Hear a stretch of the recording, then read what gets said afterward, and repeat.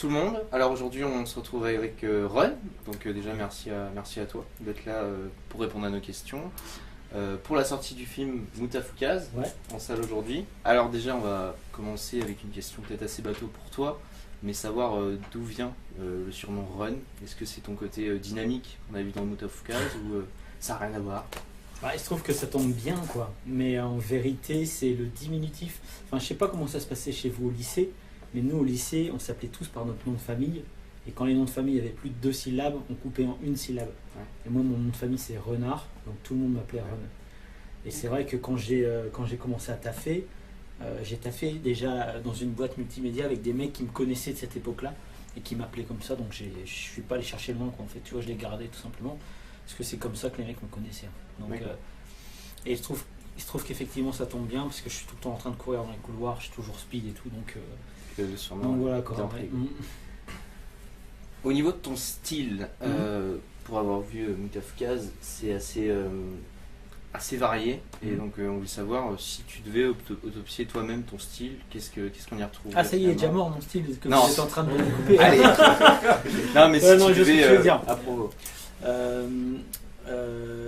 Écoute, en fait mon style à la base c'est une succession de contraintes qui m'ont amené à me trouver un propre style, quoi. Quand j'ai commencé à dessiner, j'aurais voulu vraiment dessiner de manière super réaliste, enfin peut-être pas comme Florent Maudou, tu vois, mais en tout cas beaucoup plus réaliste, et j'avais clairement des grosses contraintes. Donc quand tu as des contraintes de dessin, tu es obligé de contourner. Donc quand tu sais pas dessiner des mains et que tes personnages sont obligés d'avoir des mains, soit tu les mets tout le temps dans les poches, tu vois, ou soit tu essayes de trouver une manière de dessiner les mains qui passe sans trop perdre de temps, et voilà. Donc si tu veux, moi, quand j'ai commencé à faire de la BD, quasiment tous mes personnages ressemblaient à Angelino, Vince ou Willy, quoi, tu vois, c'était pour moi beaucoup plus facile à dessiner. C'est ensuite, au fur et à mesure que j'ai créé l'univers et que j'ai continué à creuser, que je me suis dit, il faudrait peut-être les confronter maintenant à des personnages peut-être un peu différents, parce que si c'est juste une ville peuplée de petits losers, c'est pas intéressant, quoi. Donc c'est là où il a fallu que je fasse des progrès pour les confronter à des mecs plus dangereux. Et il y a une règle tacite dans Moutafoukaz, c'est qu'au plus les personnages sont dangereux, au plus ils sont dessinés de manière réaliste, au plus les proportions sont réalistes. Donc voilà, donc si tu veux, mon style... assez bateau ce que je vais dire, mais c'est plutôt mon style qui m'a choisi que moi qui suis allé vers un style en particulier, quoi. Je souhaitais pas forcément dessiner comme je dessine aujourd'hui, quoi, tu vois. D'accord. Et pour arriver à ce genre de style, tu t'es plutôt dirigé vers le manga, le comics, la BD plus franco-belge ou... Moi j'ai grandi tu vois, j'ai grandi dans les années 80, on n'avait pas beaucoup de choix, c'est-à-dire qu'on avait en gros les classiques de la franco-belge, tu vois. Les Schtroumpfs, Astérix, Tintin, voilà, tout le patrimoine franchouillard, quoi. Et c'est vraiment tardivement que j'ai appris que j'ai connu le comics américain, tu vois. En gros, il y a Akira qui est venu pour le manga dans le milieu des années 90. Dragon Ball. Non, c'est quoi Dragon Ball, on l'avait... Non, ça on l'avait à la télé, on l'avait pas en manga, quoi. Ça a apparu quand, ça, du coup? Alors, le premier manga papier que nous on a eu, c'était Akira, et c'était Glénat qui sortait ça en petit fascicule que tu allais chercher en kiosque. D'accord. Mais on n'avait pas les mangas comme on les connaît aujourd'hui. Moi je sais que dans ma petite ville, il y avait... un mec qui vendait de temps en temps dans sa boutique de jeux vidéo, il y avait genre un manga de City Hunter que les gens connaissent maintenant par Nicky Larson. Mec, on sautait dessus, le truc il coûtait 5 fois le prix d'un manga aujourd'hui, tu vois, et tout en japonais, hein, tu vois, donc on comprenait que dalle, mais c'est ça Nicky Larson, le mec, toutes les 3 cases il a un braquemar comme ça, tu vois, vous voyez même pas ça tu vois, dans le dessin animé. Donc on a découvert le manga, puis encore une fois je te parle d'une époque, mais je suis pas né dans les années 50, mais il n'y avait pas internet, tu vois, donc pas internet, donc tu fais ta propre culture où tu la trouves, quoi. Donc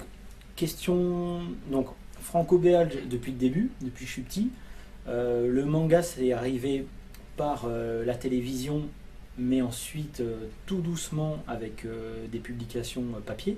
Mais vraiment, je te parle de ça, encore une fois, c'était dans les années... fin des années 90, quoi. Milieu des années 90. Et le comics, ouais, il y avait quand même des trucs. Quand j'étais gamin, il y avait quand même les Strange et tout ça, qui étaient un peu les reprises de Spider-Man et tout. Je pense que si j'avais grandi aujourd'hui, ça se trouve, je me serais arrêté sur un style. Ça se trouve, j'aurais fait que du manga, tu vois, ou j'aurais fait que du comics.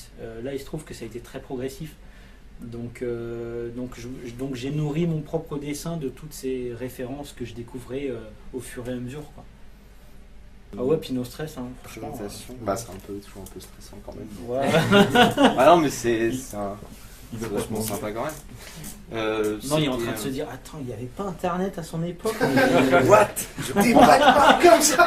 Là, je suis hors jeu là. On avait le Minitel. Minitel? Eh ouais, tu connais le Minitel? J'ai jamais su ça. J'en avais un dans ma classe de petite section. J'ai jamais su m'en servir. Mec, c'était une boîte en plastoc. Tu appuyais sur un bouton, tu avais un clavier qui descendait. Derrière, tu avais un écran cathodique, un truc, tu te croirais dans la guerre des mondes de 1953. Tu avais ton téléphone, tu tapais 3615. Allô là. Et puis quand ça faisait tout, tu faisais connexion, et là tu étais connecté à un proto-internet. Je vais tous les battre. Et en avant, Takata. Michel Georges, à table.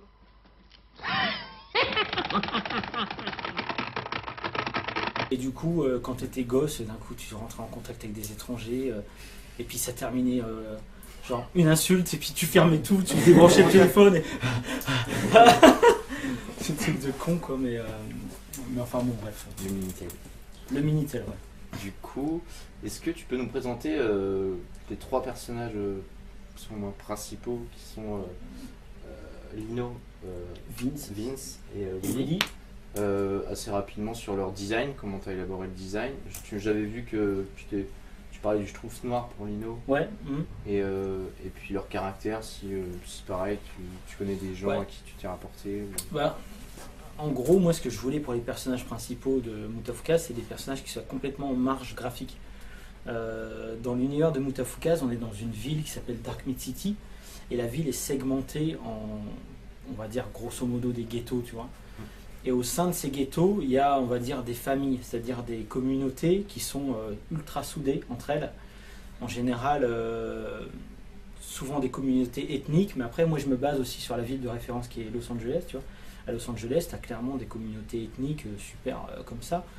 Et moi, ce qui m'intéressait, c'était de placer des mecs qui appartenaient à absolument aucune de ces familles. C'est-à-dire qu'en cas de pépin, ils n'ont aucune communauté à laquelle se rattacher. Aux États-Unis, il y a deux trucs qu'il faut vraiment comprendre pour pouvoir appréhender la culture américaine. Le premier, c'est l'appartenance à une communauté. Aux États-Unis, si tu n'appartiens pas à une communauté, c'est chaud, quoi. Il faut vraiment appartenir à une communauté, quelle que soit la communauté. Si c'est pas une communauté, je veux dire, ethnique, ça va être religieux. Si c'est pas religieux, c'est des valeurs particulières. Même si tu crois en rien, tu te rattaches quand même à une communauté athée, tu vois. Il faut que tu appartiennes à un groupe pour consolider ta propre identité. En France, c'est beaucoup moins le cas, tu vois.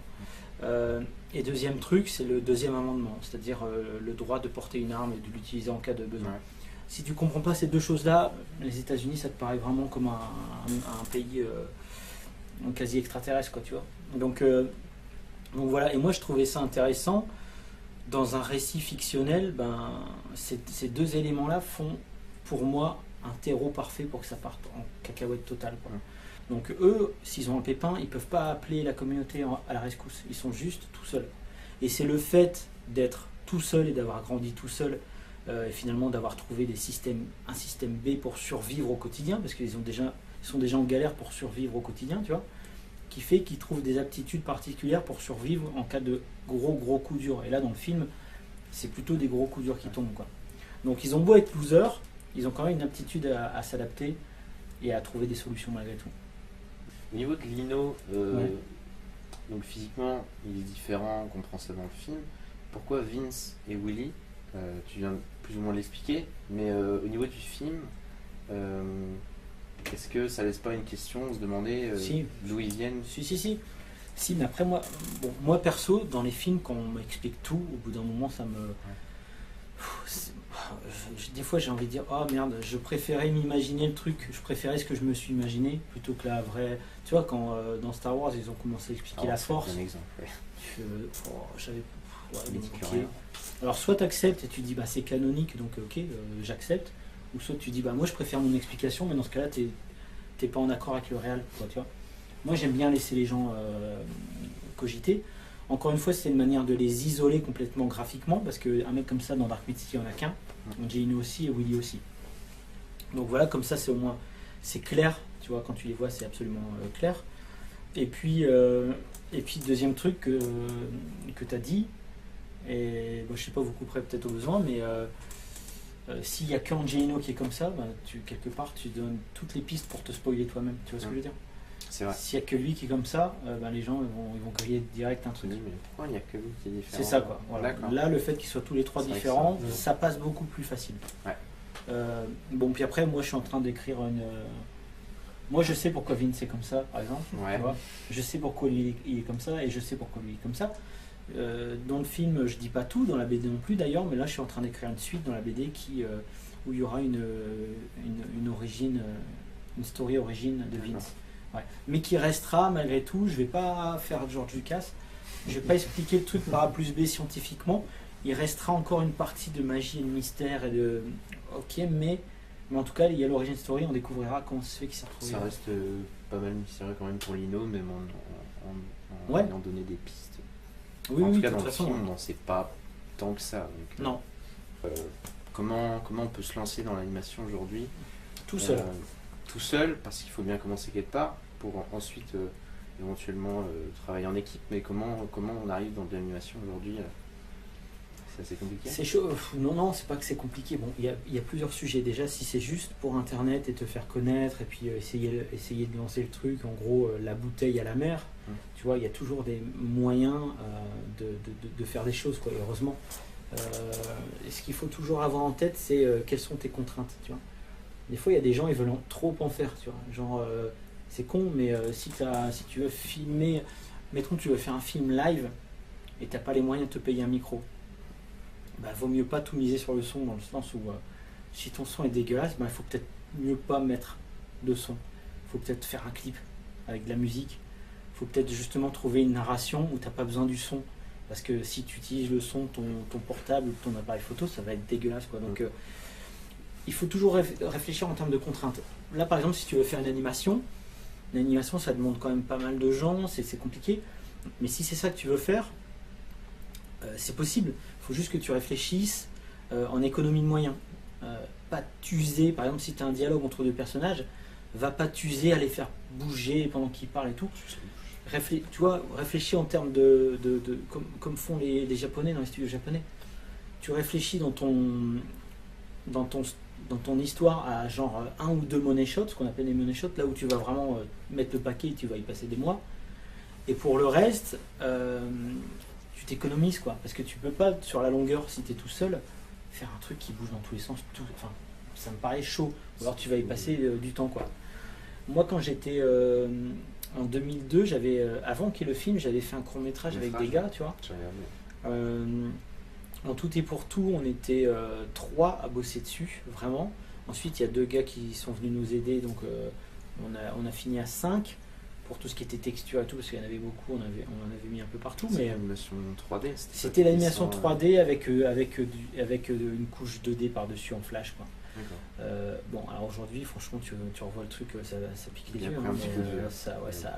C'est un peu claqué, quoi, mais à l'époque, tu vois, c'était en système D, quoi. C'est-à-dire, on s'est dit, allez, on y va, on le tente. Moi, maintenant que j'y pense, moi j'en ai fait des animations tout seul.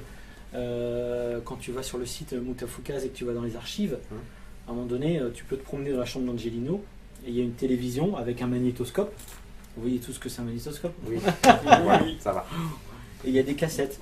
Et quand tu claques les cassettes dans le magnéto, il y a des petites animations que j'avais faites à l'époque, tout seul, là pour le coup.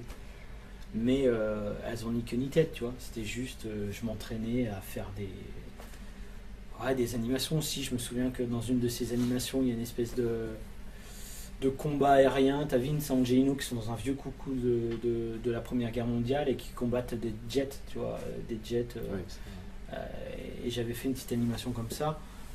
Là, de mon souvenir, je me dis, ouais, je crois que c'était pas encore trop mal, mais je crois que si je le voyais, ce serait la honte. Mais... Du coup, tu as toujours eu Vince et Angelino sous le coude, c'est des mascottes ou tu les Bah, as toujours dessinés ou t'as... J'ai commencé à les dessiner en 97 en fait. À la base, le tout premier Angelino que j'ai dessiné, Vince, c'est sur une lettre que j'envoyais à ma go qui était... moi j'étais à Nancy et elle était à Paris. Et encore une fois, pas internet, donc pas de mail, même pas de SMS.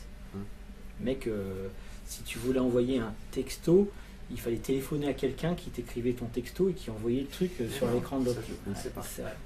Ça a duré 1 an comme ça. Après, on est vite arrivé dans la technologie SMS, mais il se trouve que c'était à cette période-là que j'avais rencontré la meuf. Et j'écrivais des lettres à l'ancienne, hein, tu vois. Avec une plume d'oie et un peu d'encre.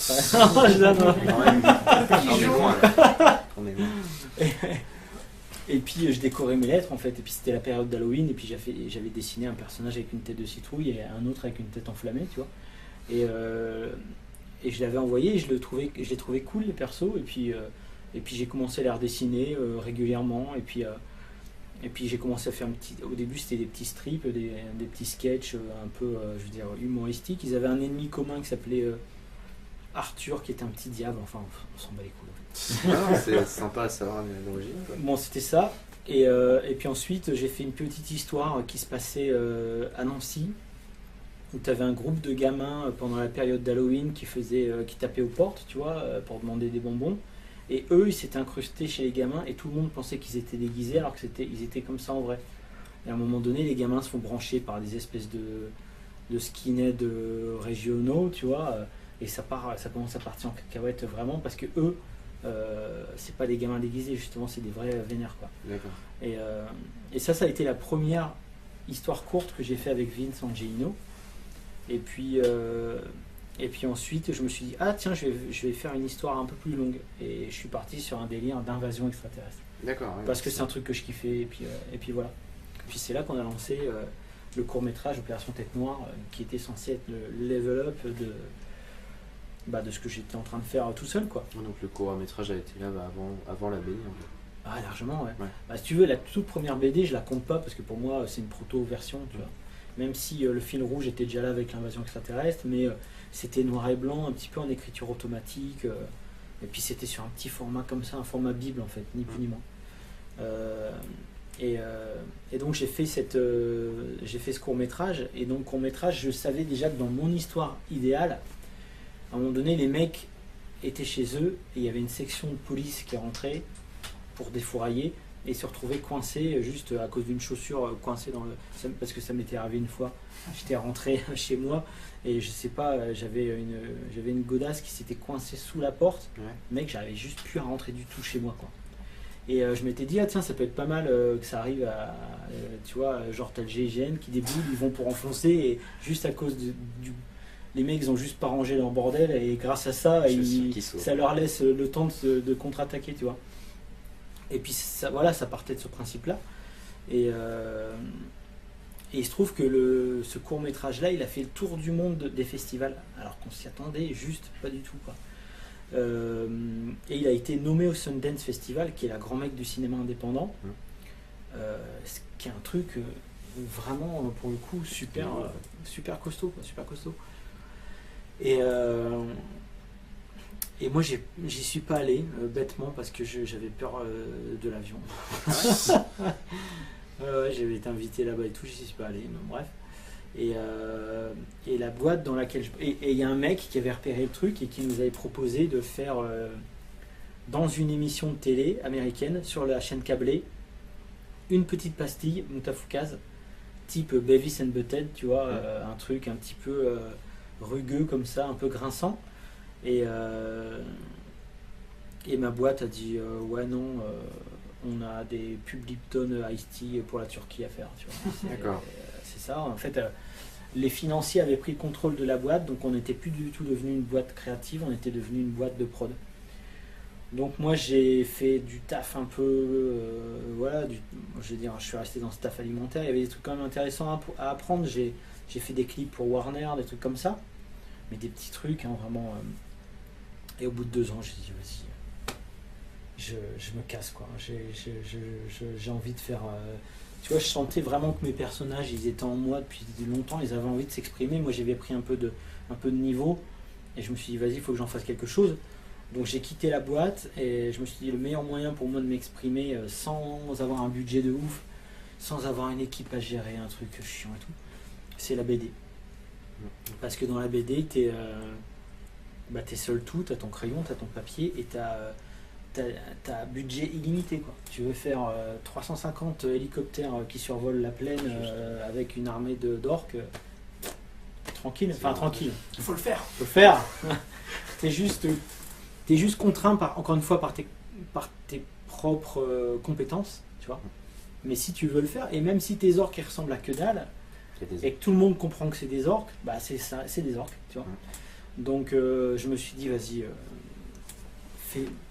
fais-le, quoi. Peu importe ton niveau de dessin. Et si tu veux, j'ai commencé comme ça en me disant, je fais ma BD et puis on verra ce que ça donne, quoi, tu vois. Et c'est comme ça que j'ai commencé à bosser sur le premier tome de Moutafoukaz, en fait. Ok. Ouais. Et ça a été le début des emmerdes numéro 1 parce que je pensais vraiment, avec toute la naïveté, que j'allais arriver dans le paysage éditorial français et que les mecs allaient me dire « Ah, excellent, on n'a jamais vu ça, bah, c'est cool, on va l'éditer, tu vois. » En fait, j'ai compris que si on voyait pas ça dans le paysage, c'est parce que les mecs ils voulaient juste pas du tout ça, quoi.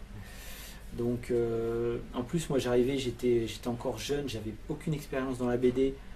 Moi je pensais que c'était une grande famille cool en mode yeah putain tu dessines bien mec, ou si pas tu dessines bien, parce que j'avais conscience quand même de mes lacunes, mais au moins putain c'est un truc original, c'est cool. Mais putain non, en fait sans déconner, des fois j'avais l'impression prendre un rendez-vous chez le banquier, quoi, tu vois. Donc donc les uns après les autres ils m'ont dit non, puis c'est tout, quoi. Donc je me suis retrouvé avec une BD, j'en étais à la page 80, tu vois, et puis je me disais merde, quand j'allais à la FNAC je me disais mais attends, pourquoi toutes ces... Je comprenais pas pourquoi il n'y avait pas de place pour mon travail, en fait, tu vois. Et ça a été long, quoi, tu vois, ça a été long, ça a mis quasi 2 ans pour que je tombe sur Todd, le boss d'Ankama, qui était en train de... qui venait de lancer Dofus, enfin ça faisait peut-être 1 an qu'il avait lancé Dofus, mais qui voulait faire une maison d'édition parce qu'il avait des envies de raconter les aventures de Dofus au travers de manga, tu vois. C'était en quelle année ça que... 2005 quand j'ai rencontré Todd, et il venait d'imprimer un manga et un artbook, mais il n'avait pas de distributeur. Alors distributeur, je sais pas si tu situes un peu ce que c'est. C'est celui qui va mettre sur le marché. Ouais, c'est ça. En fait, il y a distributeur et diffuseur, mais en gros, pour faire simple, c'est une fois que tu as ta BD, c'est cool, mais maintenant il faut les mettre en magasin, quoi. Donc ça c'est tout un pataquès, c'est super long, les gens c'est leur métier, ils font que ça, et en plus il faut aller convaincre les libraires, et donc ça passe par des séminaires commerciaux et blabla, enfin ouais, c'est tout un gros taf, hein, tu vois. Et lui il avait pas ça, parce que en gros les diffuseurs se disaient ouais c'est gentil, mais c'est ni plus ni moins qu'une maison de jeux vidéo qui fait du produit dérivé de jeux vidéo, et pour nous c'est pas ça une maison d'édition. Une maison d'édition c'est quelqu'un qui a un catalogue et des envies de faire des choses. Et donc si tu veux, quand j'ai rencontré Toth, il m'a dit viens on le fait ensemble, Moutafoukaz. Et je me suis dit ouais, moi je me suis bien entendu avec le bonhomme parce que lui aussi il avait vraiment envie de bouger les lignes. Et le truc qui m'a vraiment décidé, c'est qu'il m'a dit ta carte blanche, tu vois. Parce que moi j'expliquais que les éditeurs que j'avais en face, ils me disaient tout le temps la même chose, genre non, il faut que ça soit du 24-32, il faut que ça soit en 48 pages, il faut que ça soit comme ci, comme ça, tes personnages on peut pas s'identifier à eux, et, enfin tout un discours que je comprenais pas perso, parce que je me dis mais je comprends pas, quoi, je m'identifie beaucoup plus à Angelino qu'à Tintin, moi déjà perso, tu vois. Donc du coup, et lui il était, enfin on était d'accord sur cette envie de faire bouger les choses, et il m'a dit vas-y ta carte blanche, tu fais ce que tu veux. Donc le format, les ruptures de papier, enfin tout. Et ben, du coup, j'ai pensé l'objet comme je l'ai voulu et on n'avait toujours pas de distributeur, mais il se trouve que la BD s'est quand même fait remarquer parce qu'on a fait des festivals, c'est remonté un peu. Il y a un mec de la FNAC qui l'a eu entre les mains, et il a super adoré, il est devenu coup de cœur de la FNAC. Du coup, toute la centrale d'achat FNAC en a pris. Et du coup, ça a fait effet boule de neige parce que du coup, les distributeurs se sont dit mais ah bon, mais en fait, ouais, Ankama apparemment a une vraie volonté de devenir une maison d'édition. Donc bam, ils se sont greffés sur le truc et puis on a commencé à devenir vraiment une vraie maison d'édition, comme on l'entend dans le sens traditionnel, quoi, tu vois.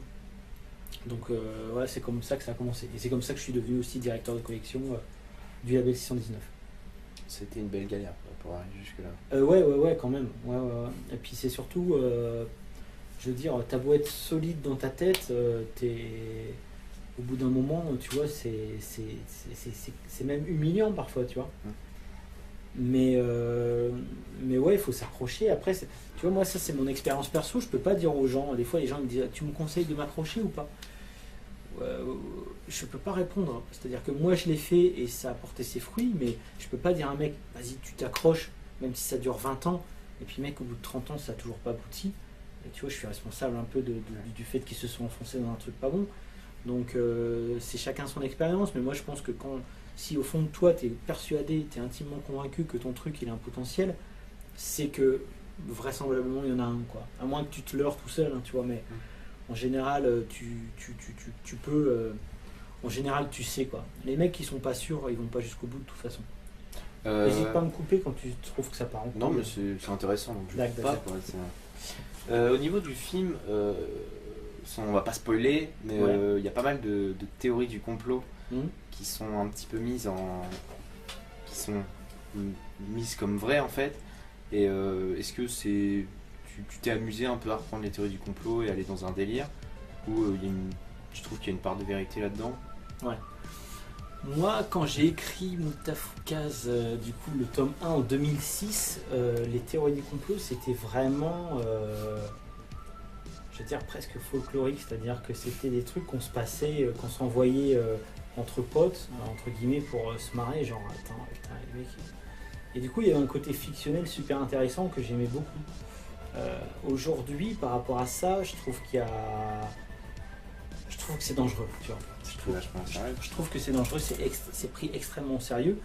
Et en fait, je pense que les gens adeptes du théorique du complot, alors peut-être que vous en faites partie ou peut-être pas, j'en sais rien, mais je trouve que c'est des gens potentiellement, possiblement, je peux pas juger chaque cas individuel, hein, mais ils ont peur du vide, c'est-à-dire qu'ils ont besoin d'une explication, ils peuvent pas se dire que ça vient d'une coïncidence ou d'un chaos, parce que le monde c'est juste un chaos, quoi. Si tu veux comprendre le monde, il y a tellement de trucs intriqués les uns dans les autres, c'est juste l'enfer, quoi. Je t'avoue qu'aujourd'hui, si je devais refaire Moutafoukaz, la BD, je pense que c'est un sujet que j'éviterais. J'éviterais, parce qu'on n'est plus dans cette... à l'époque où je le faisais, c'était extrêmement en marge. Donc c'était très rigolo, quoi. Aujourd'hui, c'est presque devenu, je vais pas dire la majorité des gens pensent comme ça, mais il y a beaucoup de gens qui y croient, dur comme fer. Et je trouve ça assez gênant, quoi. Et j'ai pas envie de faire le lit de gens qui croient à des trucs pareils, quoi. Ouais. T'as raison de poser la question, parce que c'est vrai que moi, une fois en dédicace, il y a un gamin sur le tome 0, juste parce que j'avais détourné une photo, tu vois. Pensais que ce que je disais c'était vrai, quoi. Tu vois. Ah, le personnage il a vraiment existé, machin et tout, il commence à me faire le truc. Je dis mais non, mais attends, redescends, il n'a pas existé le personnage. Bah, il y a sa photo. Ben ouais, mais c'est la photo d'une actrice des années 40, j'ai juste rajouté un patch sur Photoshop dessus. Tu vois, et le mec, du coup, c'était la preuve. En fait, une photo, c'est pas une preuve, quoi, tu vois. C'est assez compliqué, hein. C'est assez compliqué ce truc-là, je trouve. Enfin voilà, pour le sujet complot. Au niveau de la distribution du film, ça a été compliqué aussi. Ça a été compliqué parce que le film, c'est un film d'animation pour adultes. Donc déjà le film de genre en France, c'est très compliqué. Et moi, Moutafoukaz, je le considère comme un film de genre, avant tout, qui fait référence au genre, mais en plus en animation et en plus pour adultes. Tu vois. Donc ouais, on commençait à cumuler pas mal de handicaps et on savait que ça serait chaud pour le cinéma, quoi. Surtout qu'on est parti complètement hors circuit, dans le sens où on n'a pas eu de subvention. Tu sais, en général, quand tu lances un film, tu as le CNC derrière, tu as déjà la VOD qui suit, tu as déjà les chaînes qui ont préacheté le film, tu as tout. Nous, on est parti solo, quoi. Solo, pas Star Wars. Hein. Non, pas Star Wars. Pas Star Wars. Et du coup, c'est beaucoup plus difficile, forcément. C'est beaucoup plus difficile et Mais pour rebondir sur un sujet d'actualité, à ce niveau-là, tu as Netflix. Est-ce que Netflix, toi, tu trouves que c'est une solution ou tu es contre ce genre de distribution? Ah non, mais moi je suis pour tout support de création. N'oublie pas une chose, c'est qu'il y a 8 ans, il n'y avait pas Netflix. Il y avait Internet. Hein. Il n'y avait pas Netflix. Netflix, il y a 8 ans, c'était un catalogue. Tu choisissais ton film, ils te l'envoyaient par la poste dans une enveloppe rouge. Tu vois ce que je veux dire? Donc, il y a 8 ans, on ne réfléchissait pas en termes de Netflix ou de VOD, tu vois. Ou de direct ou DVD. Direct ou DVD, ça voulait dire de toute façon poubelle directe, en fait, en gros, à l'époque. Donc, ouais, effectivement, si on avait réfléchi au truc il y a 8 ans, ça se trouve, on serait parti sur de la VOD, hein, tu vois. Mais après, une fois qu'on a construit le film comme ça, avec cette qualité-là, avec... on était dans notre schéma de film pour le cinéma. Ouais. Et on s'est dit, on va tenter le coup. C'est une expérience aussi à tenter une fois dans sa vie, au moins de se dire, essayons de faire bouger les lignes. Donc on va voir ce que ça va donner. Mais en tout cas, moi je pense que le film, dans son expérience cinéma, il est quand même cool. C'est vraiment immersif. C'est beaucoup plus immersif. Moi, Netflix, je le regarde dans mon pieu sur une tablette qui est grande comme ça. C'est cool aussi. Hein. Mais c'est pas le même délire. Ouais. Donc voilà. Après, aujourd'hui, franchement... si Netflix me proposait un projet ou quoi, honnêtement, il y a tellement de choses à faire, tu vois. Il y a vraiment beaucoup de choses à faire et ça rentre direct chez les gens. Tu vois, ils n'ont pas besoin de... C'est con, mais il y a des gens, rien que le fait de se dire où est-ce que je vais garer ma bagnole pour aller au cinéma, paf, ça les arrête direct, quoi. Donc c'est vrai que c'est pas forcément évident, mais aujourd'hui, c'est vrai que 8 ans après, tout est envisageable, quoi. Et moi, je pense qu'il vaut mieux une bonne sortie VOD qu'une mauvaise sortie ciné, hein, tu vois. Donc... non, au contraire, je trouve que ouais, non, j'aime beaucoup le fait qu'il y ait une offre et de la diversité dans l'offre, quoi. Ouais. Okay. Ouais. T'en penses quoi, toi? Non, bah on est plus du côté de la nouvelle génération, donc je pense que tout le monde est plus ou moins d'accord sur Netflix. Seulement, qu'il faut exister plein de projets qui ne pourraient pas exister autrement. C'est ça, c'est une solution en fait. Je trouve qu'aujourd'hui c'est pas vraiment c'est pas le premier recours qu'on a. Les gens voudront toujours sortir leur film au cinéma. Je pense qu'il peut y avoir une cohabitation, parce que les gens, quand ils en parlent, c'est vraiment soit le ciné, soit Netflix. Mais je pense que l'un ne va pas tuer l'autre, tu vois. Il y a des publics pour le cinéma. Oui, mais au cinéma, en France, l'exception culturelle française fait qu'il y a ce qu'on appelle la chronologie des médias. Et ça, c'est un truc, il faut vraiment en avoir conscience. Aux États-Unis, par exemple, le film Moutafoukaz, il va sortir, 4 mois après, il sera sur Netflix. En France, tu es obligé d'attendre 3 ans.